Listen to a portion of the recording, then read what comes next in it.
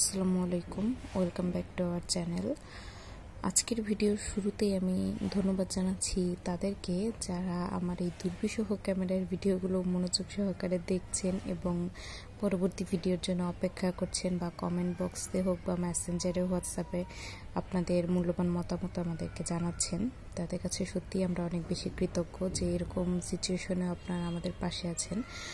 তো আমাদের পূর্ববর্তী ভিডিওতে আমরা অনার্স দ্বিতীয় বর্ষের প্রাণীবিদ্যা বিভাগের একটি মেজর সাবজেক্টে ভিডিও আপলোড করেছিলাম। যদিও ভিডিওটি আমরা একটি ভিডিওতে আপলোড করতে পারিনি, আপলোড হওয়ার পর মাঝামাঝিতে কেটে গিয়ে আবার নতুন করে আপলোড করতে হচ্ছে, সেই জন্য আমি আগেও সরি বলেছি এবং আজও সরি। তো এখন আজকে আপনাদের সামনে দেখাবো প্রাণীবিদ্যা বিভাগের মেজর আরও একটি সাবজেক্ট কম্পারেটিভ অ্যানাটমি, এই বিষয়ের সাজেশন নিয়ে। এখানে খ বিভাগ এবং গ বিভাগের প্রশ্নগুলো দেওয়া আছে। তো বোঝা যাচ্ছে কি না, আবার ক্যামেরা ঝাপসা হয়ে গেল। আচ্ছা, শুরুতেই আছে ঘর্মগ্রন্থি এবং সিবাসিয়াস গ্রন্থি, কন্টুর পালক, ডাউন পালক, কঙ্কালতন্ত্রের কাজ, অন্তকঙ্কাল ও বহিকঙ্কাল, মাছের আইস, টুয়াটারা, ফুসফুসীয় মাছ। এই জিনিসগুলো হচ্ছে টিকা আকারের জন্য ইম্পর্টেন্ট, টিকাতে আসতে পারে অথবা ক বিভাগের প্রশ্নে। ঘর্মগ্রন্থি কি, সিবাসিয়াস গ্রন্থি কি, কন্টুর পালক, ডাউন পালক, কঙ্কালতন্ত্রের কাজ, অন্তকঙ্কাল ও বহিকঙ্কাল, তারপর হচ্ছে মাছের আইস, টুয়াটারা, ফুসফুসীয় মাছ। যেহেতু লেখাগুলো অনেক বেশি ঝাপসা তাই আমি আবার করে রিপিট করলাম। তো এটি আসতে পারে ক বিভাগে অথবা টিকাতে। এরপর আছে কিছু পার্থক্য, এখান থেকে খ বিভাগ এবং গ বিভাগের প্রশ্ন শুরু। এখানে আছে পলিপ ও মেডুসা এর পার্থক্য,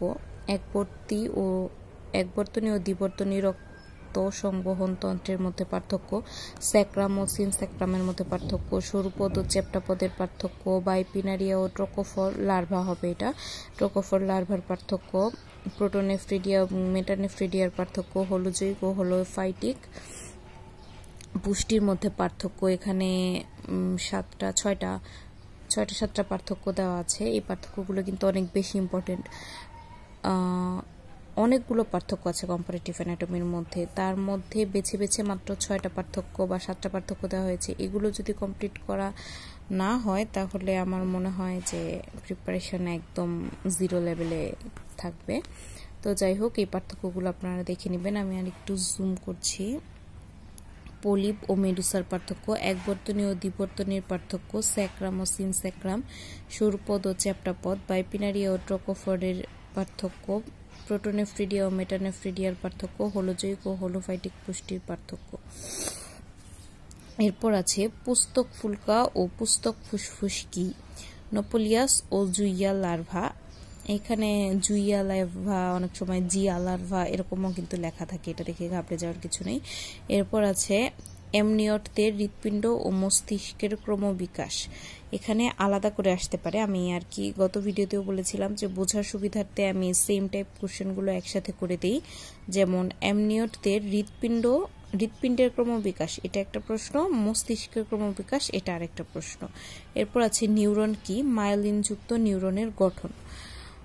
এই পেজটা আশা করি সবাই খুব ভালোভাবেই বুঝতে পেরেছেন। আবারও যদি প্রয়োজন হয় তাহলে আপনারা স্ক্রিনশট নিয়ে রাখতে পারেন।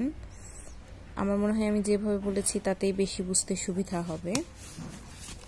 তো এরপর আছে এই পাশে মলাস্কার শ্রেণীবিন্যাসে পায়ের গঠনের গুরুত্ব অথবা পদের গঠনের গুরুত্বও কিন্তু আসতে পারে। এরপর হচ্ছে মলাস্কা প্রাণীদের খোলকের গঠন, এটা একটা প্রশ্ন, অথবা খোলকের গুরুত্ব কি অথবা খোলকের কাজ কি। এখানে একসাথে কিন্তু 3টা কোশ্চেন আছে। মলাস্কা প্রাণীদের খোলকের গঠন অথবা গুরুত্ব অথবা কাজ। এরপর আছে আসঞ্জনাঙ্গ কি, চ্যাপ্টা কৃমির জীবনে আসঞ্জনাঙ্গের গুরুত্ব। শুধু আসঞ্জনাঙ্গের গুরুত্বটা খ বিভাগে আসতে পারে, আর আসঞ্জনাঙ্গ কি এটা ক বিভাগে আসতে পারে, এবং দুইটা মিলে একসাথে গ বিভাগে আসতে পারে। এরপর আছে প্ল্যাকয়েড, সাইক্লয়েড, গ্যানয়েড, টিনয়েড আইসের গঠন রেখা। আইস রেখার কোষের গঠন অথবা এদের মধ্যে পার্থক্য আসতে পারে। একটু বর্ণনাটা রিডিং পড়ে নেবেন, তাহলে পার্থক্য আসলেও লিখতে পারবেন আর বর্ণনাও লিখতে পারবেন। এরপর আছে প্রোটোজোয়ার চলনাঙ্গের শ্রেণীবিন্যাস। পিনাকোসাইট ও কোয়ানোসাইট কোষের গঠন। আর আমি সবসময়ই বলি যে গঠন বললে অবশ্যই চিত্র কিন্তু দিতেই হবে, মাস্ট, যদি সম্ভব হয় আর কি, মানে ভালো রেজাল্ট করতে চাইলে চিত্রটা দেওয়ার চেষ্টা করবেন। এরপর আছে খুর কি, চিত্রসহ খুরের বর্ণনা দাও। সকল স্কিনই ইন্টেগুমেন্ট, তবে সকল ইন্টেগুমেন্ট স্কিন নয়। পুষ্টি কি, প্রোটোজোয়াদের বিভিন্ন ধরনের পুষ্টির বর্ণনা দাও।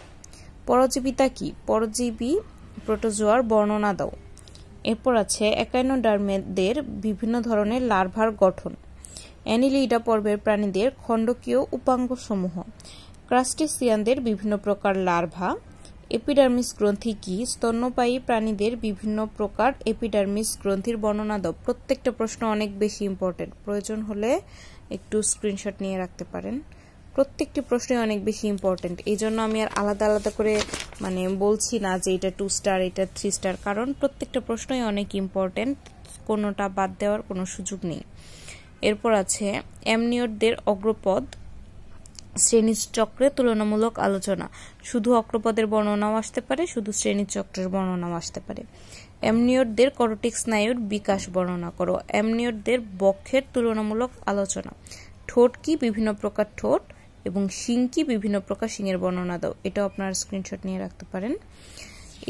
এই যে এতগুলো প্রশ্ন বললাম, প্রত্যেকটা প্রশ্নই অনেক বেশি ইম্পর্টেন্ট, এর মধ্যে এই পার্থক্যগুলা মিস করার কোনো সুযোগ নেই।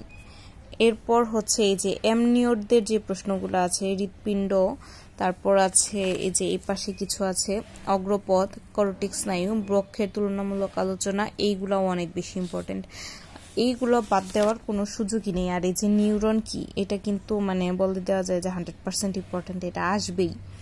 তারপরে এইদিকে হচ্ছে যে মলাস্কার খোলকের গঠন, যে বললাম কোনোটা ছাড়া কোনোটা বাদ দেওয়ার কোনো সুযোগ নেই। তারপর পুষ্টি, পরজীবিতা কি, এগুলো অনেক ইম্পর্টেন্ট। তারপর হচ্ছে ক্রাস্টেসিয়ানদের বিভিন্ন প্রকার লার্ভা, এই প্রশ্নগুলো অনেক ইম্পর্টেন্ট। আমি একটু আগেই সাজেশনটা আপলোড করলাম যাতে আপনারা একটু সময় নিয়ে পড়তে পারেন বা নিজেদের মতন উত্তরগুলো রেডি করে রাখতে পারেন। তারপর আমি যে অফলাইনে যাদেরকে বলি তাদের জন্য এই যে উত্তরগুলো আর কি ইনক্লুড করে রেখেছি। তো এই আর কি আজকের ভিডিও, একটু বড়ই হয়ে গেল, দেখা যাক সম্পূর্ণটা আপলোড হয় কিনা। সকলে ভালো থাকবেন, সুস্থ থাকবেন, আমাদের জন্য দোয়া রাখবেন। আসসালামু আলাইকুম।